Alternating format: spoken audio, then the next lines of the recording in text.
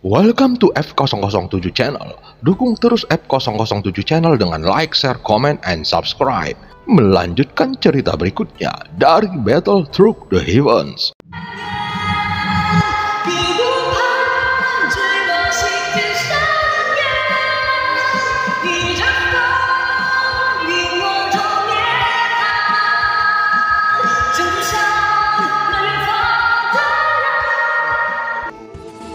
Selamat beraktivitas dan terima kasih atas dukungannya selama ini. Semoga semua sobat F007 selalu diberikan kesehatan dan rezeki yang berlimpah. Amin ya robbal alamin.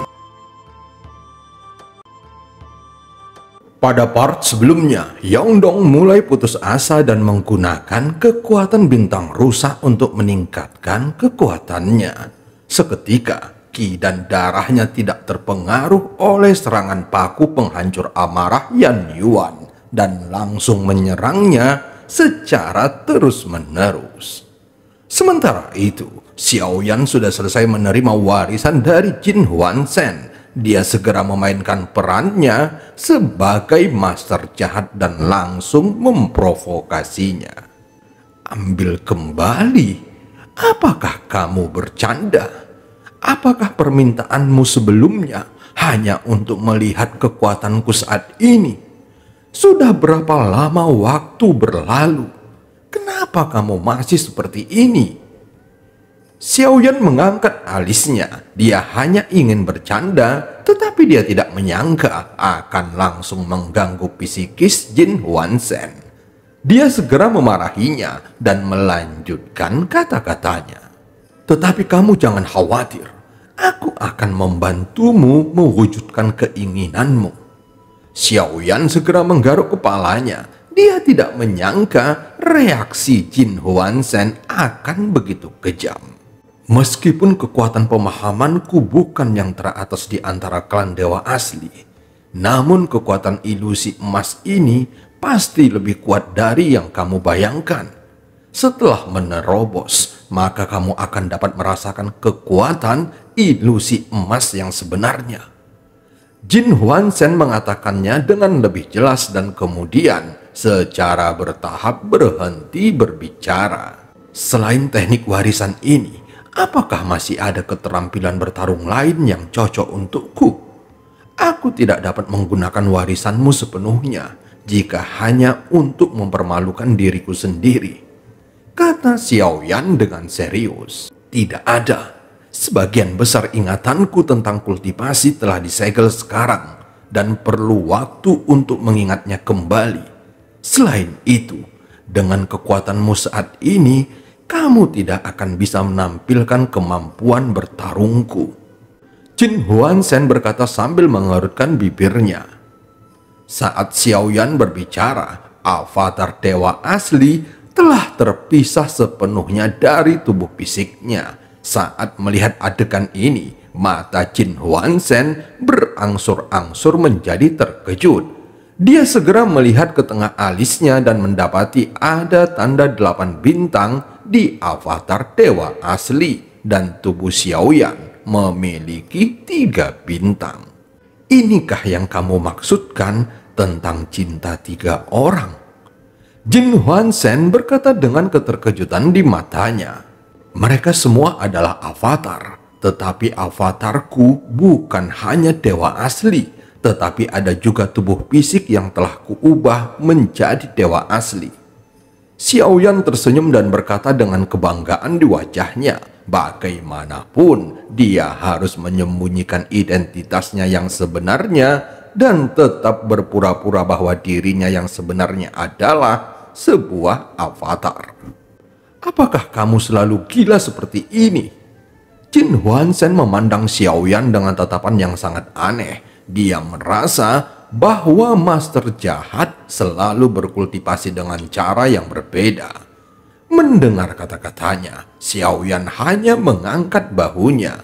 Jin Huanzhen memucat saat melihat Xiao Yan dan tidak berkata apa-apa lagi. Di antara alis Xiao Yan dan avatar dewa asli terdapat garis emas, dan inilah lambang teknik yang diwariskan oleh teknik dewa asli fantasi emas. Dengan kata lain, pada saat yang bersamaan, keduanya telah mendapatkan manfaat dari warisan dewa asli fantasi emas. Pada saat ini setelah Xiaoyan benar-benar menerima warisan dewa asli fantasi emas, formasi di atas kota Istana Wu secara bertahap meredup, kemudian menghilang secara perlahan.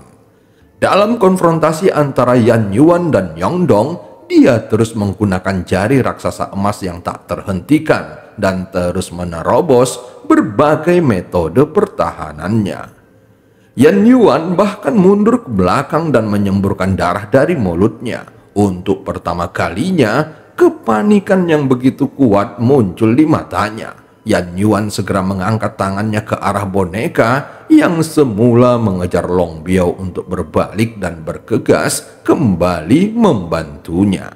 Saat ini semua boneka sudah berdiri di depan Yan Yuan. Semuanya menggunakan keahlian mereka untuk membuat formasi dan segera melingkar beberapa ratus kaki untuk menutupi Yan Yuan. Setelah formasi terbentuk, jejak tangannya langsung berubah dengan cepat dan hanya dari dalam formasi besar baru dapat melihat telapak tangannya yang dipenuhi aura kuno. Daging dan darahnya yang menonjol keluar tampak busuk dan berbintik-bintik. Aura yang terpancar darinya membuat Yongdong mengangkat alisnya dan juga membuat Xiaoyan yang sedang menyaksikan pertempuran dari kota Istana Wu menyusutkan matanya sedikit. Di dalam formasi ini sebenarnya terdapat tubuh dewa asli. Xiaoyan bergumam pelan, meskipun itu adalah dewa asli yang telah dijadikan boneka, namun aura yang terkandung di dalamnya tidak mungkin salah. Apalagi dia juga memiliki darah dewa asli, jadi wajar untuk mengenalinya secara sekilas.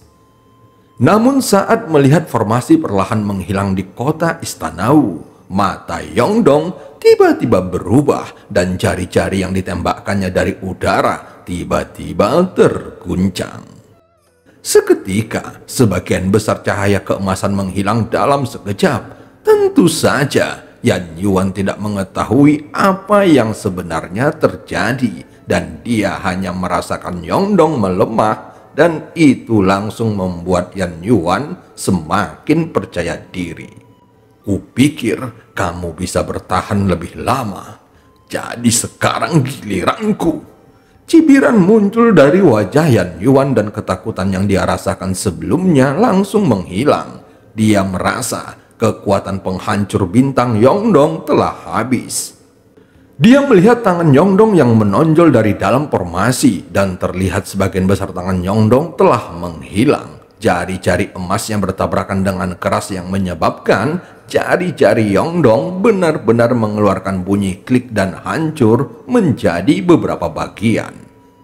Jelas bahwa beberapa saat yang lalu mereka dihancurkan oleh kekuatan yang seperti ribuan pasukan dan saat berikutnya mereka dengan cepat dapat membalikkan keadaan.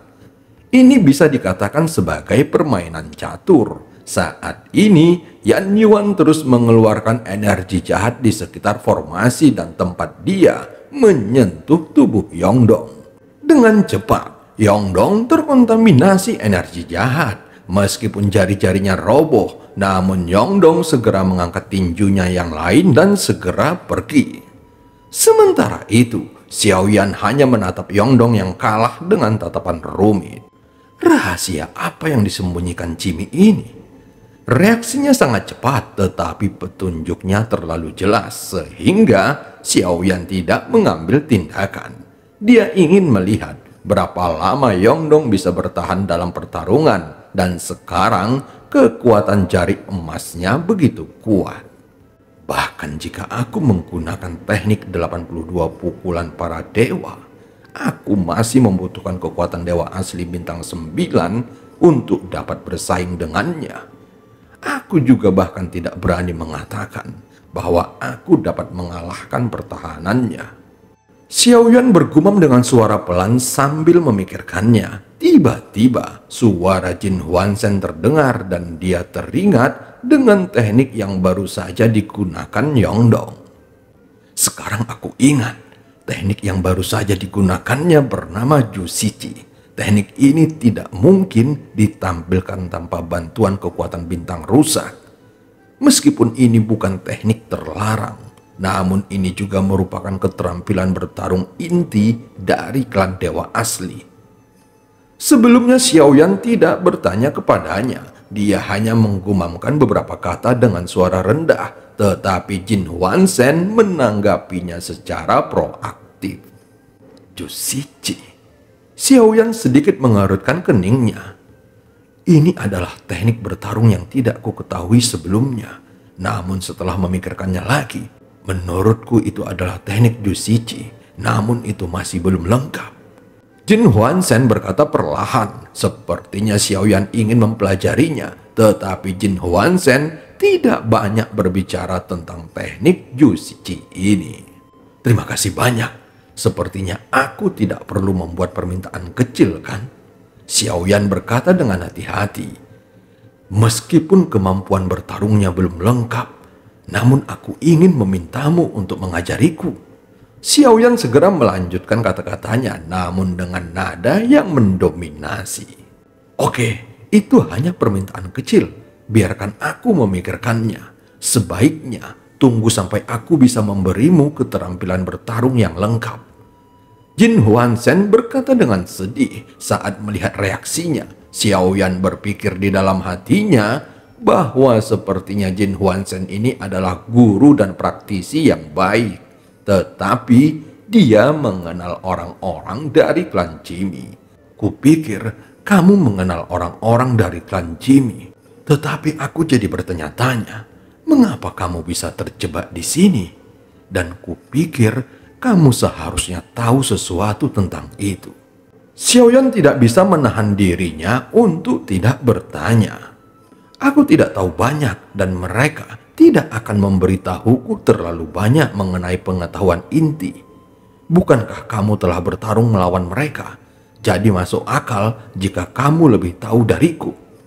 Jin Huanzhen bertanya balik kepada Xiao Yan dengan bingung.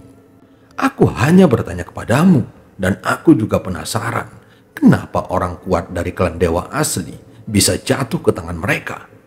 Xiao Yan yang sedang menyaksikan pertempuran di udara sambil berbicara dengan Jin Huanzhen. Mereka dapat melihat dengan jelas bahwa pada saat ini Yongdong mulai kesulitan. Mungkin kekuatan barusan memang diberikan oleh bintang rusaknya. Tetapi kekalahan mendadak ini sangat aneh. Lagi pula itu tidak normal. Dia seharusnya tidak terkalahkan. Tampaknya ini lebih seperti disengaja dan tidak mungkin ini batasnya. Sebagai pengamat pertempuran, Jin Huanzhen memberikan beberapa analisanya. Saat ini, Yan Yuan melangkah ke dalam kehampaan dan tubuh Yongdong tampak ditutupi dengan racun hitam. Sepertinya efek paku penekan amarah di tubuhnya mulai menekannya serta memblokade ki dan darah Yongdong lagi saat kekuatan bintang rusaknya surut. Dan cerita pun berakhir. Sampai ketemu di part selanjutnya.